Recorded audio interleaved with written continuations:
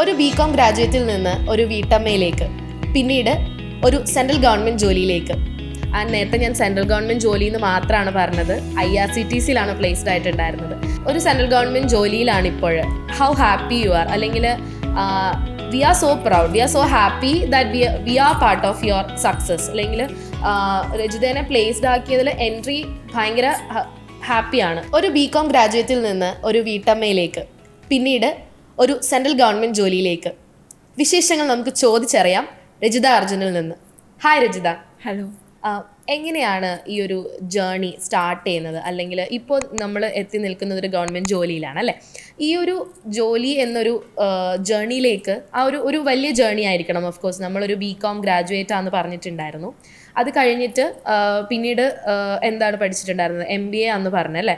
MBA ഏതായിരുന്നു specialise ചെയ്തിരുന്നത്? Finance ആയിരുന്നു. ഓക്കെ. അത് കഴിഞ്ഞിട്ട് ജോബ് ചെയ്തിരുന്നു? അത് കഴിഞ്ഞിട്ട് ജോബ് ചെയ്തിട്ടുണ്ടായിരുന്നു. ഓക്കെ. എവിടെയായിരുന്നു? ലൈക്ക് സെയിം ഫീൽഡ് തന്നെയായിരുന്നു? അല്ല, സെയിം ഫീൽഡ് അല്ലായിരുന്നു. ഫിനാൻസ് ഫീൽഡ് അല്ലായിരുന്നു, അത് അഡ്മിൻ ഫീൽഡ് ആയിരുന്നു. Okay okay okay. എത്ര നാൾ ചെയ്തിട്ടുണ്ടായിരുന്നു? ഞാനൊരു 2 years ചെയ്തിട്ടുണ്ടായിരുന്നു. 2 years വർക്ക് ചെയ്തിട്ടുണ്ടായിരുന്നു MBA കഴിഞ്ഞിട്ട്. ഓക്കെ. സോ ലൈക്ക് നമ്മൾ ഫിനാൻസ് ഫീൽഡ് അല്ലാത്തത് കൊണ്ടൊരു സാറ്റിസ്ഫാക്ഷൻ കുറവുണ്ടായിരുന്നു? അതെ അതെ. Okay fine. അത് കഴിഞ്ഞിട്ട് എന്തായിരുന്നു, ലൈക്ക് ആഫ്റ്റർ ദാറ്റ് എന്തായിരുന്നു കരിയർ വൈസ് നോക്കുമ്പോൾ? ആക്ച്വലി ഞാൻ ആഫ്റ്റർ MBA ബാങ്ക് എക്സാംസിന് വേണ്ടി പ്രിപ്പയർ ചെയ്തത്, ഗവൺമെന്റ് എക്സാംസിന് വേണ്ടി പ്രിപ്പയർ ചെയ്തത്. ബാഡ് ലക്ക്, എനിക്കത് കിട്ടിയില്ല. സോ ഞാൻ പിന്നെ പ്രൈവറ്റ് ജോബ്സ് ഒക്കെ നോക്കാൻ തുടങ്ങി. ഇൻ ബിറ്റ്വീൻ ഞാൻ ഒരു അഗ്രികൾച്ചർ ഡിപ്പാർട്ട്മെന്റ് ഓഫീസിൽ വർക്ക് ചെയ്തിട്ടുണ്ടായിരുന്നു. അത് ഒരു DEO ആയിട്ടായിരുന്നു. പിന്നെ ഞാൻ എറണാകുളത്തോട്ട് വന്നു വിത്ത് ഹസ്ബൻഡ് മാരേജിന് ശേഷം. അതെ അതെ. ആഫ്റ്റർ ദാറ്റ് ഞാൻ ഇവിടെ വർക്ക് പ്രൈവറ്റ് ഫേമിൽ നോക്കി. അതൊരു അഡ്മിൻ ഫീൽഡ് ആയിരുന്നു, പക്ഷെ ഞാൻ സാറ്റിസ്ഫൈഡ് അല്ലായിരുന്നു ആ ജോബിൽ. ഓക്കെ. അപ്പോൾ ഒരു ബ്രേക്ക് എടുത്തിട്ടുണ്ടായിരുന്നു? അതെ അതെ അതെ. Okay okay. സോ എങ്ങനെ നമ്മൾ എൻട്രിയിലേക്ക് എങ്ങനെയാണ് എത്തിപ്പെടുന്നത്? അല്ലെങ്കിൽ ഒരു സർട്ടിഫിക്കേഷൻ എങ്ങനെ ഇത് യൂസ്ഫുൾ ആകും? അല്ലെങ്കിൽ ഇപ്പോൾ നിൽക്കുന്ന ഒരു കരിയറിൽ നിന്ന്, അതായത് ആ നിന്നിരുന്ന അഡ്മിൻ കരിയറിൽ നിന്ന് വീണ്ടും ഫിനാൻസിലേക്ക് വരുമ്പോൾ എങ്ങനെയാണ് എൻട്രി മതി, അല്ലെങ്കിൽ എന്തുകൊണ്ട് എൻട്രി?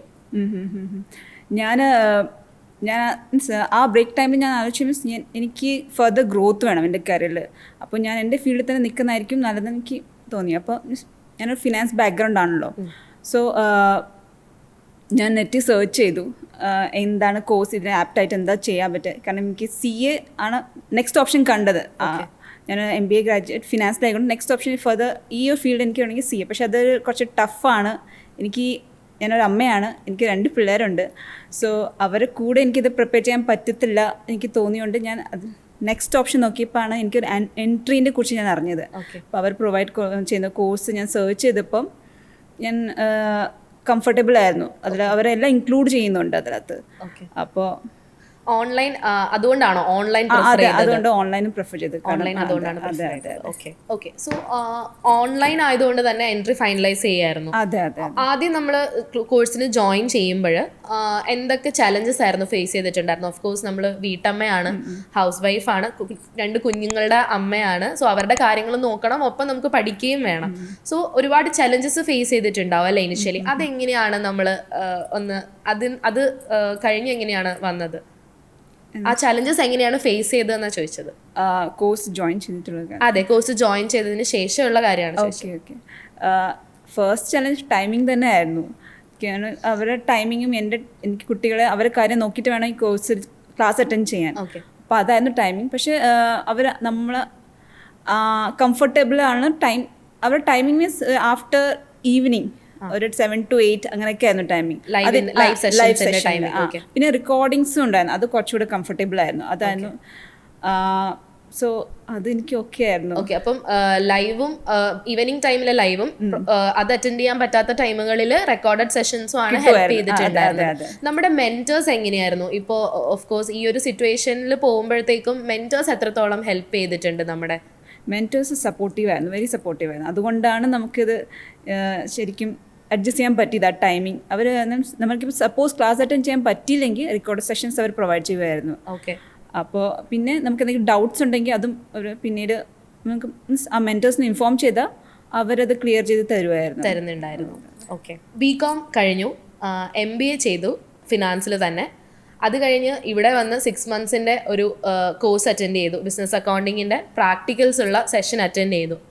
എന്ത് ഇമ്പാക്റ്റാണ് ഇപ്പോൾ വർക്ക് ചെയ്യുന്ന ഫേമിൽ, അല്ലെങ്കിൽ നമ്മൾ മുന്നേ ഉണ്ടായിരുന്നു ഈ ഒരു അപ്സ്കില്ല് ചെയ്തതിന് ശേഷം എന്താണ് ഒരു ഗ്രോത്ത് വേണം എന്നാണ് പറഞ്ഞിട്ടുണ്ടായിരുന്നത് അല്ലേ? ഗ്രോത്തിന് വേണ്ടിയിട്ടാണ്, എനിക്ക് സെൽഫായിട്ട് ഗ്രോത്ത് വേണം എന്നുള്ളത് കൊണ്ടാണ് ഈ സർട്ടിഫിക്കേഷൻ കോഴ്സിലേക്ക് വന്നതെന്ന് പറഞ്ഞു. സോ എന്താണ് നമുക്കൊന്ന് കമ്പയർ ചെയ്യാനാണെങ്കിൽ മുന്നേ എങ്ങനെ ഉണ്ടായിരുന്നു, ഇപ്പം എങ്ങനെയാണ്, എന്താണ് ഒരു ചേഞ്ച് ഫീൽ ചെയ്യുന്നത് ഗ്രോത്തിൽ, കരിയറിൽ എന്ത് ഇമ്പാക്റ്റാണ് എൻട്രിക്ക് തരാൻ പറ്റിയിട്ടുണ്ടത്? ആക്ച്വലി ഫിനാൻസ് ഞാൻ പഠിച്ചത് ഫിനാൻസാണ്. പക്ഷേ എനിക്ക് മീൻസ് അത് ടാക്സേഷൻ അല്ലെങ്കിൽ GST അതിനെക്കുറിച്ച് വലിയ നോളജസ് ഇല്ലായിരുന്നു. അപ്പോൾ ആഫ്റ്റർ ഈ കോഴ്സിന് ശേഷം എനിക്ക് മീൻസ് കുറേ എക്സ്ട്രാ കാര്യങ്ങൾ അറിയാൻ പറ്റും. ലൈക്ക് GST, ടാക്സ്, പിന്നെ നമ്മൾ EPF, അങ്ങനെ കുറേ കാര്യങ്ങൾ പഠിച്ചിട്ടുള്ളത് തന്നെ നമുക്ക് പ്രാക്ടിക്കലായി ചെയ്ത് പഠിക്കാൻ പറ്റിയിട്ടുണ്ടായിരുന്നില്ലേ? ഇതും ഒരു വലിയൊരു എക്സ്പീരിയൻസ് അവർ പ്രാക്ടിക്കലായിട്ട് പ്രൊവൈഡ് ചെയ്യുന്നുണ്ട്. അപ്പോൾ മോക്ക് വെബ്സൈറ്റ്സ് ത്രൂ പഠിക്കുമ്പോൾ എന്താണ് ലൈക്ക് നമ്മൾ ശരിക്കും ആ വെബ്സൈറ്റിൽ കയറി നമ്മൾ ശരിക്കും ഫയൽ ചെയ്യാണ് അല്ലേ? ITR ഫയൽ ചെയ്താണ് നമ്മൾ പഠിക്കുന്നത്. അതെന്തുമാത്രം യൂസ്ഫുൾ ആയിട്ടുണ്ട്? ശരിക്കും അവരെ മോക്ക് ആ ഒരു വെബ്സൈറ്റ് സെയിം നമ്മൾ റിയൽ വെബ്സൈറ്റിന് കൂട്ടി തന്നെയാണ്. അപ്പോൾ റിയൽ ഒരു എക്സ്പീരിയൻസ് നമ്മൾ റിയൽ ആയിട്ട് ഫയൽ ചെയ്യുന്ന കൂട്ടി തന്നെ ആണ്. മീൻസ് അപ്പോൾ അത് വലിയൊരു യൂസ്ഫുൾ ആയിരുന്നു. അത് ഒരു പ്ലസ് പോയിന്റ് ആണ് എൻട്രീൻ്റെ. അതൊരു നല്ല ബെനിഫിറ്റ് ചെയ്തു എനിക്കത്. ഓക്കെ. സോ നമ്മൾ സർട്ടിഫിക്കേഷൻ കഴിഞ്ഞ് ഇവിടെ നമുക്ക് റെസ്യൂം ബിൽഡിംഗ്, അങ്ങനെയുള്ള ഇന്റർവ്യൂ പ്രിപ്പറേഷൻ, അങ്ങനെയുള്ളതിനുള്ള സെഷൻസ് ഉണ്ടായിട്ടുണ്ട്. അതെന്തുമാത്രം ഹെൽപ്പ് ചെയ്തിട്ടുണ്ട് നമ്മൾ ഇന്റർവ്യൂസിന് പോകുമ്പോൾ? അതുപോലെ ഇവിടുന്ന് തന്നെയാണ് പ്ലേസ്ഡ് ആയത്. നേരത്തെ ഞാൻ സെൻട്രൽ ഗവൺമെന്റ് ജോലി എന്ന് മാത്രമാണ് പറഞ്ഞത്, IRCTCയിലാണ് പ്ലേസ്ഡ് ആയിട്ടുണ്ടായിരുന്നത്. അതിലേക്ക് എങ്ങനെ എത്തി, അല്ലെങ്കിൽ എങ്ങനെ എൻട്രി അതിൽ ഹെൽപ്പ് ചെയ്തു? എൻട്രിയിൽ നമുക്ക് റെസ്യൂമേ ബിൽഡിങ്ങിൽ ക്ലാസ്സസ് ഉണ്ടായിരുന്നു.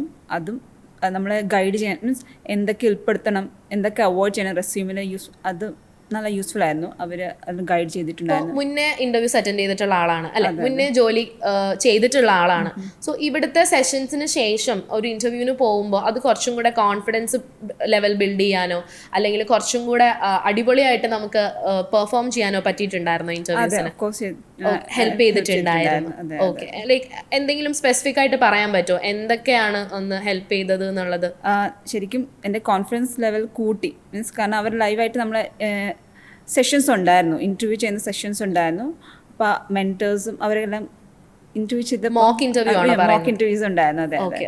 അപ്പോൾ അത് നമുക്ക് ശരിക്കും ബെനിഫിറ്റ് ചെയ്തു. റിയൽ ഇൻ്റർവ്യൂസ് അറ്റൻഡ് ചെയ്യുമ്പോൾ നമുക്ക് കുറച്ചുകൂടി കോൺഫിഡൻസ് കൂട്ടാൻ ഹെൽപ്പ് ചെയ്തിട്ടുണ്ടായിരുന്നു അത്. അതെ. ഓക്കെ. സോ ഒരു സെൻട്രൽ ഗവൺമെൻറ് ജോലിയിലാണ് ഇപ്പോൾ. ഹൗ ഹാപ്പി യു ആർ, അല്ലെങ്കിൽ we are so proud, we are so happy that we are part of your success, അല്ലെങ്കിൽ രജിതേനെ പ്ലേസ്ഡ് ആക്കിയതിൽ എൻട്രി ഭയങ്കര ഹാപ്പിയാണ്. പ്ലേസ്ഡ് ആക്കിയതിൽ, സക്സസ്ഫുള്ളി പ്ലേസ്ഡ് ആക്കിയതിൽ we are very much happy. So how happy you are, എത്രത്തോളം happiness നമുക്ക് share ചെയ്യാൻ പറ്റും ഈ ഒരു മൊമെൻറ്റിൽ? ഒരു വീട്ടമ്മയിൽ നിന്ന് ഒരു ജോബിലേക്ക് എത്തി നിൽക്കുകയാണ്, 6 months ആയിട്ട് വർക്ക് ചെയ്യുന്നുണ്ടെന്ന് പറഞ്ഞു. എത്രത്തോളം ഹാപ്പിയാണ് ഔട്ട്കമ്മിൽ?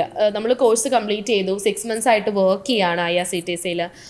നമ്മളിത് നമ്മുടെ ബാക്കിയുള്ള യൂസേഴ്സിലേക്ക് റെക്കമെൻഡ് ചെയ്യുമോ? എങ്ങനെയാണ്, എന്താണ് രജിതയ്ക്ക് പറയാനുള്ളത്? ഈ ഒരു ഫീൽഡ് വർക്ക് ചെയ്യാൻ ഇൻട്രസ്റ്റ്, മീൻസ് ഫിനാൻസിലോട്ട് പോകാൻ താല്പര്യമുള്ള ആൾക്കാർക്ക് ഓഫ് കോഴ്സ് ഞാൻ അത് റെക്കമെൻഡ് ചെയ്യും. ബിക്കോസ് നമുക്ക് മീൻസ് പ്രാക്ടിക്കൽ നോളജും കൂടെ പ്രൊവൈഡ് ചെയ്യുന്നുണ്ട്. അത് അത്യാവശ്യമുള്ള കാര്യമാണ്. മീൻസ് നമ്മളെങ്ങനെ ഇതൊക്കെ ITR, GST ഇതൊക്കെ അറിഞ്ഞിരിക്കണം. നമ്മൾ ഫിനാൻസ് ഫീൽഡ് പോകണമെങ്കിൽ ഇത് എന്തായാലും അറിഞ്ഞിരിക്കണം. അപ്പോൾ അതൊക്കെ എൻട്രി പ്രൊവൈഡ് ഈ കോഴ്സിൽ ഇൻക്ലൂഡ് ചെയ്യുന്നുണ്ട് അവർ. അപ്പോൾ ഞാൻ ഓഫ് കോഴ്സ് അവരെ റെക്കമെൻഡ് ചെയ്യും. അത് ഓക്കെ.